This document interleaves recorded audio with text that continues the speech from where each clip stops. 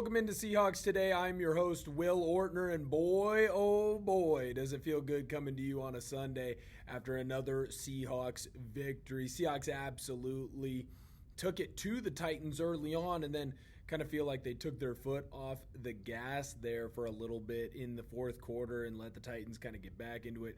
But at the end of the day, you still get the victory. And what I think is most important and what we're going to spend a good chunk of today's video on is the performance of Jaxon Smith-Njigba. I mean, you have the best receiver in the National Football League. We're in week 12. You just got through it. You've been through 11 games. There has not been a game where JSN did not get at least 75 yards receiving. How insane is that? The other note to put on there as well, he just broke your franchise record for single season receiving yards. He's already got 1,300 yards on the season. DK Metcalf had the previous Seahawks record at 1,303. So with 6 games left in the year, JSN is going to absolutely shatter that mark. And I just want to go through some impressive stats with you for him in this game. He had multiple deep throws thrown his way. He caught basically all of them, had a long of 63, had another 50-plus yard reception. And we went into this game, myself, you, the fans, everyone who is covering the Seahawks, saying JSN could possibly break the record at the end of this game. Thinking like, oh, he might break it by like a yard or two. 157 yards in one game is a pretty damn good performance. He damn near did it by the end of the first half. Like, that's just how good JSN was. For a large portion of this game, he was the only one Sam Darnold felt comfortable throwing the football to. He's the only one for a large portion of the game that Darnold threw the football to. I mean, you finished the game with 8 catches, 171 and 2 TDs, and frankly, he could have had a little bit more. That's a damn good performance for anyone, but for JSN, it's almost becoming kind of the norm. Like, I feel weird going into a game, but if I'm looking at his numbers going into a game or going up against whatever corner he's going to go against, it's like, well, if he doesn't get 100 yards, it's a bad game. How crazy is that? How crazy is that to go into a game, an NFL game, where you have a wide receiver and you say, well, if he doesn't get 100 yards receiving in this one, kind of was a bad performance by him, which it just isn't fair to say at all. At all. Yet, that's just what he keeps doing on the season. I think the thing that's important to note, too, for the Seahawks is JSN's going to get a lot of Offensive Player of the Year buzz. He should. He's the best offensive player in football. But he should get more MVP buzz. I think right now, when you look at what he's doing for the Seahawks, when Sam's in trouble, when Darnold needs to find a safety outlet, yeah, I mean, A.J. Barner's there. Yeah, of course, Cooper Kupp is there. It's Jaxon Smith-Njigba that he throws the football to. Right now, don't have the exact stats in front of me, but just by going into the pregame, I know we're pretty darn close. I believe Cooper Kupp just got over 400 yards. JSN has 1,313 yards. That means that JSN is within 100 yards of having 1,000 more yards than the next leading receiver for your Seattle Seahawks. Now, I don't think that's fully going to happen. One, because I think that you're going to see Rashid Shaheed really start to take more of a role with the Seahawks. A couple of times now in the last 2 games, Sam Darnold has just been behind him throwing the football his way, or it's made him stop, slow down, giving the defenders a chance to get in there and actually make a play. I think that once Shaheed and Darnold have built up that chemistry, you're going to see Shaheed be a lot more involved in this offense, just because Darnold is going to make sure that he gets the ball to him. He's so fast. He's so shifty when he gets into open space. The kid's a freak. You got to make sure that he gets as many touches as possible. But what I do think is important to notice as well for the Seahawks is that JSN he's the straw that stirs the drink right now. When Darnold is in a bad spot, he gets the football. There's a point in this game where JSN had like 80 some odd yards and Darnold had 120. So 90% of the yards are just going all to JSN. Like, that's how big of a piece he has been.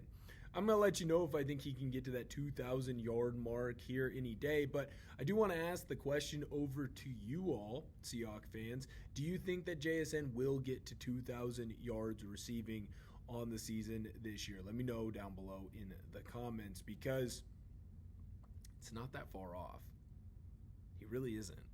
When you look at what JSN is doing right now, I did the math. Maybe my math is incorrect, but he basically needs to average 114 and a half more yards a game. That's it. 114 yards a game. 114 yards a game, and JSN will be the first receiver not to break Calvin Johnson's record, but to actually get to that 2,000 mark. And the way the NFL is moving, the way the NFL is going, I don't think Jaxon Smith-Njigba is going to be the only receiver to get to 2,000 yards, but I think he's got a pretty damn good shot at being the first. And if he does be the first wide receiver to do that, that's not Offensive Player of the Year stats. That's MVP stats, especially if the Seahawks make it into the postseason, especially if the Seahawks end up winning the NFC West, which I think they can, and we'll get into that more here in a little bit on the video. But man, oh man, this Seahawks team is really special, but they're special because of 11. I don't mean to downplay anybody else, but everything goes based on how 11 goes. When 11's in the game, it's easier to run the football. It's easier to throw the football for Sam. Sam's more comfortable. He doesn't make as many mistakes. It's not like 11's not in the game very often, but you can tell if JSN is covered, Sam feels some type of way. He makes some bad decisions from time to time. I'm going to dive in more to the playoff picture here in just a moment. Please make sure that you subscribe to the channel. We appreciate it. And before we do that, though, I'm going to get into the proud sponsor of this episode, and that is our good friends over at Prize Picks. The hard-hitting football action is even better with Prize Picks. The weather might be changing, but the feeling of being right never gets old. So keep the season rolling on Prize Picks by getting $50 instantly in lineups when you play your first $5. Prize Picks is simple to play. Just pick more or less on any 2 to 6 player stat projections, and if your picks are right, you could cash in. Prize Picks invented the flex play, which means you can still cash out if your lineup isn't perfect. You can double your money even if one of your picks doesn't hit.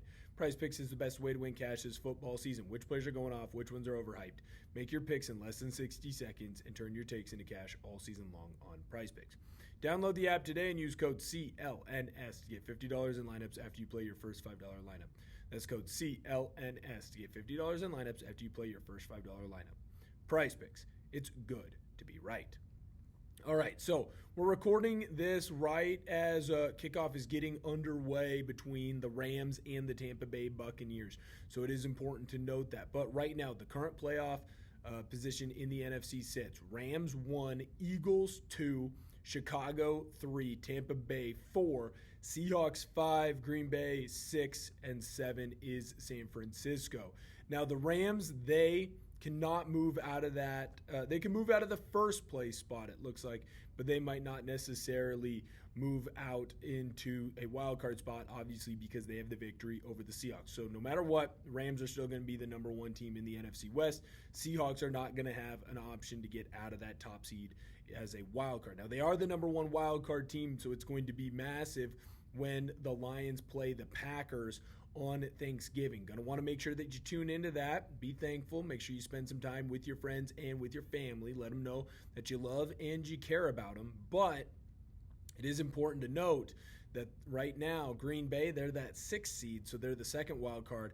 Detroit, they're just out of the playoff picture right now. They're the 8th seed, so that's going to be a massive game with big implications for this conference. Also, to note, right now Seattle would play Tampa Bay in a rematch. They've been injury-riddled since the Seahawks have played them. Honestly, Seahawks got them at the start of their injury woes kind of coming into the fold. But it is important to note with that matchup as well that Tampa Bay, right now, they are 6-4. So even with a victory over the Rams, they're still going to be in that 4th spot in the NFC. They cannot move up. They cannot move down because Carolina is at 6-5 right now. So what's important for us to know moving forward if you're a Seahawks fan? You need to start cheering for teams against Green Bay, teams against the Rams, teams against Chicago, although they do seem fraudulent, and teams against Philadelphia. Now, why are you cheering for those teams? Of course, you're always going to cheer for teams against the 49ers. But why are you cheering for those teams in particular? The Seahawks still have the top of the NFC in their grasp, or at least within eyesight, right? So right now, the Seahawks, yeah, they're 8-3. Guess what? Philadelphia is 8-3. Chicago's 8-3. The only reason that you're in a wild card spot and not one of those top teams is because the Rams are 8-2. Even if they're 8-3 or 9-2, you're right there. You're not out of this, not by a long shot. But the Seahawks have to go out and take care of business. Now, you don't have a difficult schedule. Minnesota next week after Thanksgiving, and you got Atlanta. Indy's not bad, but they're not great, and they're not as strong as they were looking early on in the year. And then you have that Thursday night matchup in Seattle, Lumen Stadium against the Rams. That is a have to win. You cannot lose it. No ifs, ands, or buts about it. Now, you're still a playoff team more than likely. I mean, shoot, you're probably going to be a 10-3 team by the time you play the Colts with a chance of losing.